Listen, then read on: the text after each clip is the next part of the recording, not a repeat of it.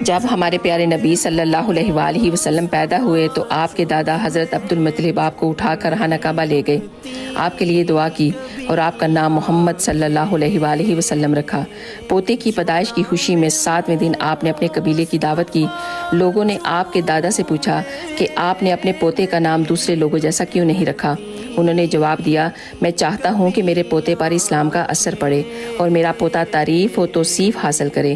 آپ کی والدہ سیدہ آمنہ رضی اللہ تعالیٰ عنہا نے آپ کا نام احمد رکھا۔ انجیل میں بطور پیش گوئی آپ کے 2 نام آئے ہیں، فارق علی اور من ہمنا۔ قرآن مجید کی سورۃ انبیاء آیت نمبر 107 میں اللہ سبحانہ و تعالیٰ نے آپ کو رحمت للعالمین کہا ہے، یعنی ہم نے آپ کو تمام جہانوں کے لیے رحمت للعالمین بنا کر بھیجا ہے۔ سبحان اللہ۔ اگر آپ کو یہ ویڈیو اچھی لگے تو پلیز ایک دفعہ اس کو ضرور شیئر کیجیے گا۔ جزاک اللہ خیر۔